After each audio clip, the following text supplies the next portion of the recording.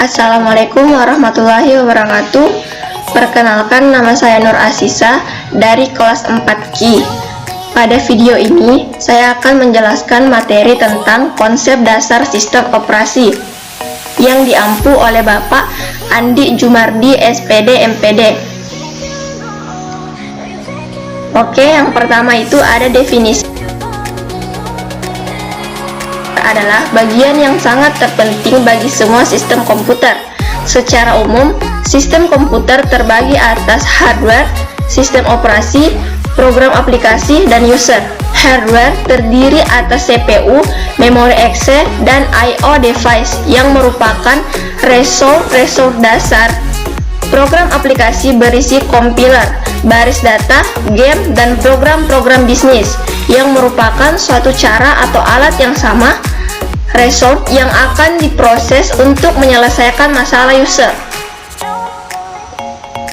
Pada konsep dasar sistem operasi ada 8, yaitu komponen sistem operasi, layanan sistem operasi, sistem cache, program sistem, struktur sistem, mesin virtual, sistem generator, dan rancangan sistem. Yang pertama ada komponen sistem operasi, di mana komponen sistem operasi ini terbagi menjadi 8, yaitu manajemen proses, manajemen memori utama, manajemen file, manajemen sistem I/O, manajemen penyimpanan sekunder, jaringan atau sistem terdistribusi, sistem proteksi, dan command interpreter system. Yang pertama ada manajemen proses, di mana proses adalah sebuah program yang sedang dijalankan atau sedang dieksekusi. Suatu proses memerlukan sumber daya pada saat eksekusi. Sistem operasi bertanggung jawab terhadap aktivitas yang berhubungan dengan manajemen proses, yaitu pembuatan dan penghapusan proses, penundaan dan pelanjutan proses, penyediaan mekanisme untuk sinkronisasi antar proses, komunikasi antar proses, penanganan deadlock. Memori sebagai tempat penyimpanan instruksi atau data dari program, yaitu penyimpanan yang cepat sehingga dapat mengimbangi kecepatan eksekusi instruksi CPU. Yang kedua terdiri dari array, word, atau big text yang besar. Alamat yang digunakan untuk mengakses data yaitu shared oleh CPU dan I/O device. Umumnya, main memori bersifat volatile atau tidak permanen. Isinya akan hilang jika komputer dimatikan. Berikutnya, sistem operasi bertanggung jawab untuk aktivitas berikut yang berhubungan dengan manajemen memori, seperti melacak pemakaian memori, memilih program mana yang akan di-load ke memori ketika kita menggunakannya, alokasi dan dialokasi memori sesuai yang dibutuhkan. Berikutnya ada berkas. Berkas adalah kumpulan informasi yang berhubungan sesuai dengan tujuan pembuat berkas tersebut. Biasanya, berkas mempresentasikan program dan data. Sistem operasi bertanggung jawab untuk aktivitas berikut yang berhubungan dengan manajemen berkas, seperti pembuatan dan penghapusan berkas, pembuatan dan penghapusan direktori, pendukung primitif untuk manipulasi berkas dan direktori, pemetaan berkas pada sistem sekunder, dan backup berkas pada media penyimpanan yang stabil atau non-volatil. Berikutnya ada manajemen sistem I/O. Sistem I/O terdiri dari 4, yaitu sistem buffer menampung sementara data dari atau ke peranti I/O. Yang kedua ada spooling, melakukan penjadwalan pemakaian I/O sistem supaya lebih efisien, antrian, dan sebagainya. Yang ketiga ada antarmuka device driver yang umum, menyediakan device driver yang umum sehingga sistem operasi dapat seragam mulai dari buka, baca, tulis, dan tutup. Yang keempat, driver untuk spesifik perangkat keras, yaitu menyediakan driver untuk melakukan operasi rinci atau detail untuk perangkat keras tertentu. Selanjutnya ada manajemen penyimpanan sekunder, di mana penyimpanan sekunder atau penyimpanan permanen. Karena memori utama bersifat sementara dan kapasitasnya terlalu kecil, maka untuk menyimpan semua data dan program secara permanen, sistem komputer harus menyediakan penyimpanan sekunder untuk dijadikan backup memori utama. Kemudian, sistem operasi bertanggung jawab dalam aktivitas yang berhubungan dengan manajemen penyimpanan sekunder, yaitu manajemen ruang kosong, alokasi penyimpanan, dan penjadwalan disk. Selanjutnya, ada jaringan atau sistem terdistribusi, di mana sistem terdistribusi adalah kumpulan prosesor yang tidak berbagi memori atau clock. Setiap proses memiliki memori lokal masing-masing. Prosesor-prosesor dalam sistem terhubung dalam jaringan komunikasi. Sistem terdistribusi menyediakan akses pengguna ke bermacam-macam sumber daya. Akses tersebut menyebabkan peningkatan kecepatan komputasi, peningkatan penyediaan data, dan peningkatan keandalan. Selanjutnya ada sistem proteksi. Sistem proteksi atau proteksi berkenaan dengan mekanisme untuk mengontrol akses yang dilakukan oleh program, prosesor, pengguna sistem maupun pengguna sumber daya. Adapun mekanisme proteksi harus mampu membedakan antara pengguna yang sah dan tidak sah. Spesifikasi kontrol untuk diterima, menyediakan alat untuk pemberlakuan sistem. Selanjutnya ada Command Interpreter System. Sistem operasi menunggu instruksi dari pengguna atau command driven. Program yang membaca instruksi dan mengartikan control statement atau keinginan pengguna umumnya disebut Control Card Interpreter, Command Line Interpreter, Unix Shell. Command Interpreter System sangat bervariasi dari satu sistem operasi ke sistem operasi yang lain dan disesuaikan dengan tujuan dan teknologi I/O operanti yang ada. Contohnya CLI, Windows, Pen-based, Touch, dan lain-lain. Yang kedua, layanan sistem operasi.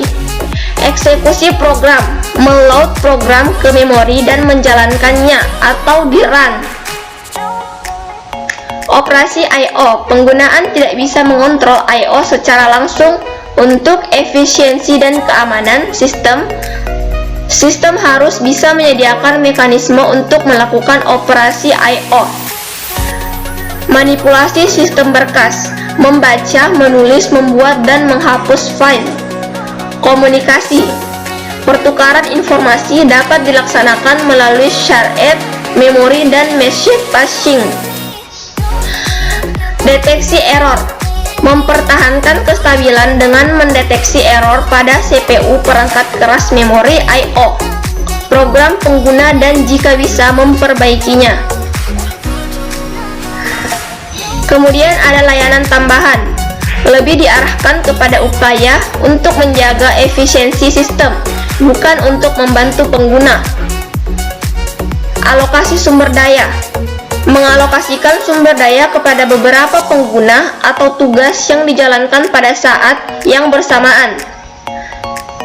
Kemudian ada accounting, menentukan berapa banyak dan berapa lama user menggunakan sumber daya sistem. Selanjutnya ada proteksi, menjaga semua akses ke sumber daya sistem terkontrol. Yang ketiga ada sistem cache. Sistem cache menyediakan antarmuka antara proses, program yang sedang dijalankan, dan sistem operasi. Biasanya tersedia berbagai instruksi bahasa rakitan. Beberapa sistem mengizinkan sistem cache dibuat langsung dari bahasa pemrograman tingkat tinggi. Beberapa bahasa pemrograman tingkat tinggi, contohnya C dan C++, telah didefinisikan untuk menggantikan bahasa rakitan untuk sistem pemrograman. Selanjutnya ada 3 metode umum yang dapat digunakan dalam memberikan parameter kepada sistem operasi, yaitu melalui register, menyimpan parameter dalam blok atau tabel pada memori, dan alamat blok tersebut diberikan sebagai parameter dalam register. Menyimpan parameter atau push ke dalam stack oleh program dalam melakukan pop-off pada stack oleh sistem operasi. Terdapat jenis sistem cache, yaitu pengendalian proses, manajemen berkas, manajemen peranti, mempertahankan informasi, dan komunikasi. Yang keempat ada pemrograman sistem, di mana pemrograman sistem menyediakan lingkungan yang memungkinkan pengembangan program dan eksekusi berjalan dengan baik. Dapat dikategorikan manajemen atau manipulasi berkas, membuat, mengcopy, menghapus, rename, print, manipulasi berkas dan direktori. Informasi status, tanggal, jam, jumlah memori dan disk yang tersedia, jumlah pengguna, dan informasi tentang status lainnya. Memodifikasi berkas atau modifikasi isi berkas, mendukung bahasa pemrograman, kompilator, perakit, dan interpreter, loading dan eksekusi program, komunikasi, menyediakan mekanisme komunikasi antar proses, pengguna, dan sistem komputer yang berbeda. Sistem program yang paling penting adalah command interpreter, mengambil dan menerjemahkan user specific command selanjutnya. Yang kelima ada struktur sistem. Struktur sistem terbagi menjadi 3, yaitu struktur sederhana, metode pendekatan terlapis, dan mikrokernel. Struktur sederhana dimulai dengan sistem yang kecil, sederhana, dan terbatas, kemudian berkembang dengan cakupan original. Struktur sistem MS-DOS disusun untuk mendukung fungsi yang banyak pada ruang yang kecil. Struktur sistem Unix terdiri dari 2 bagian, yaitu kernel dan program sistem. Metode pendekatan terlapis. Lapisan adalah implementasi dari objek abstrak yang merupakan enkapsulasi dari data dan operasi yang bisa memanipulasi data tersebut. Lapisan paling bawah atau perangkat keras. Lapisan paling atas antar muka pengguna. Keunggulan atau modularitas, mempermudah debug dan verifikasi sistem.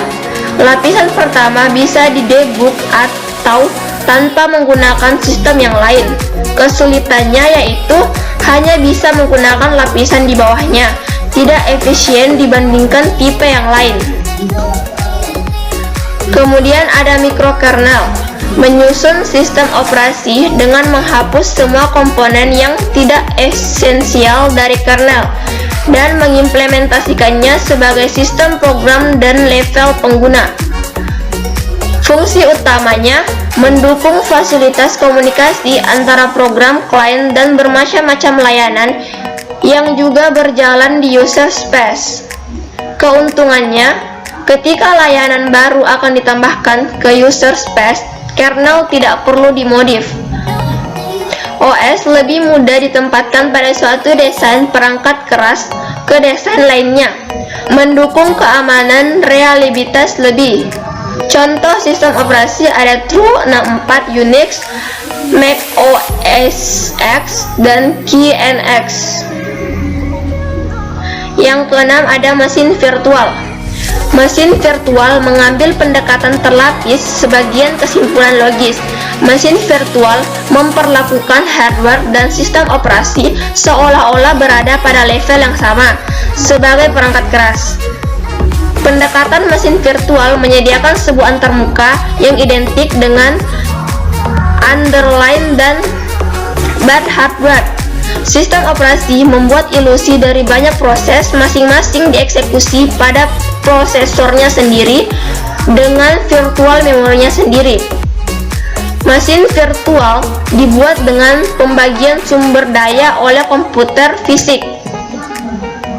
Sumber daya dari komputer fisik dibagi untuk membuat mesin virtual. Penjadwalan CPU bisa menciptakan penampilan seakan-akan pengguna mempunyai prosesor sendiri.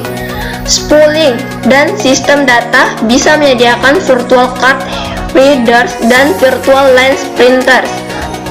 Sebuah time sharing terminal user yang normal melayani sebagaimana operator konsulat.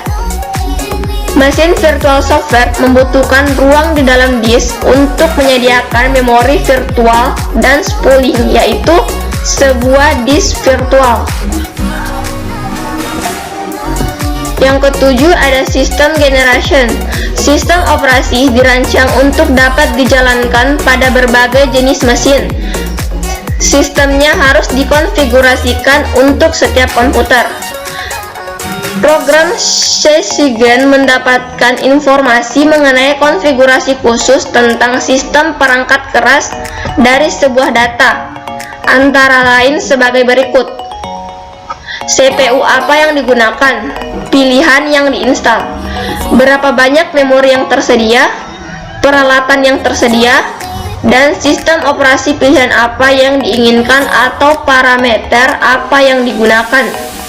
Kemudian, satu kali info diperoleh bisa digunakan dengan berbagai cara. Yang terakhir ada rancangan sistem.